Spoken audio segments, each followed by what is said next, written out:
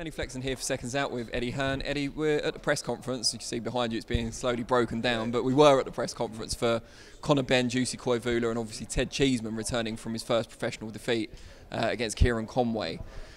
Cheeseman's obviously opened up about the problems he had in the build-up to the Sergio Garcia fight. First on Matchroom's excellent Born Fighter series with Josh Denzel, and then I did an interview with him for Seconds Out also. What do you make of it, and were you disappointed that you hadn't known about it earlier? It's remarkable because when Tony Sims first told me, I was like, I mean, you know, I'm not with these fighters day in, day out. Tony is, and Tony and Ted are very close. But sometimes when you have a problem like this, the one problem is that no one knows. So, you know, the last thing you'd sometimes expect of a young fighter, you know, you might expect nightclubs and women and you know, spending too much money on clothes or drink, you know, but to have a gambling problem at that age, especially someone like Ted, probably the last person you'd sort of expect. So when Tony told me, I was in complete shock.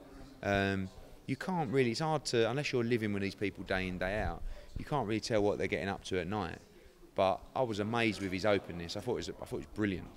And that's the only way that people get over problems, is to listen to people like that and to actually come out and admit they've got a problem. But how he could have even gone in the ring, like he's literally saying that, I know that, you know, I'd finish training and I'd think about my bet that night, and when I'm fighting I'm thinking, well, my purse is going straight on my debts. I mean, you can't have a clear head, especially when you're fighting someone as good as Sergio Garcia. So life is good now for Ted Cheeseman, but he is rebuilding, and he's in a critical period where if he loses to Kieron Conway, I mean, he put the pressure on himself. He said, I'm done if I lose this fight because I don't want to be at this level. And if we're going to make a big fight like Scott Fitzgerald against Ted Cheeseman, I want him to look good on Friday night and to make that fight the fight that it should be, which is a really big, good domestic fight. But I like Conway because although he's quite inexperienced, he's a good athlete, he's technically sound, he's got plenty of heart, he's a fit boy, he's got this chance to be Northampton's first British champion, which is a bit random, but that actually means something to him. So he's going to give it everything, and I think it's a really good fight.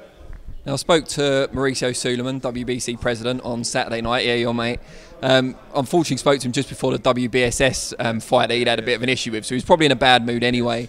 But he said that one of the problems negotiating this thing with Dillian Whyte and the mediation process is that Dillian Whyte's team, he didn't mention you specifically, have turned it into a media circus and have done a lot of communicating through the media, which has caused people to insult him on social media and kind of put him off the process a little bit. What do you say to that in response? I think that we've done a good job keeping our mouth shut so far, and it's not been easy, and there's a lot we want to say, but we're trying to keep it respectful. You know, this week marks 600 days that Dillian Whyte has been WBC #1.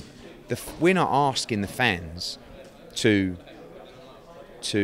put pressure on Mauricio Sulaiman. They're just doing it because they think it's unfair for Dillian Whyte.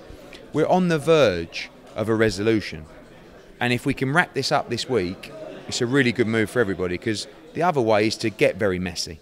Like, I haven't really, in my opinion, I haven't even opened my mouth yet to the media, and I'm going to back this to the hills because I like Mauricio, I like the WBC, I think they do a great job. This is not fair, and I will not allow Dillian Whyte to be treated in this way. So we will do whatever it takes to get a fair resolution. And again, I think Dillian and myself, we get asked a million questions a day about what are the WBC doing with Dillian Whyte. We have to say something. We're not being disrespectful, we're telling the truth. But it could go completely the other way, and we don't want it to go down that route. But we will not give up till justice is given to Dillian Whyte. And like I said, you know, the WBC interim title, the mandatory position, that's all fine. But when does he get the shot? It's been 600 days. We don't want it to be 800, 900, 1,000. So hopefully it all gets resolved this week.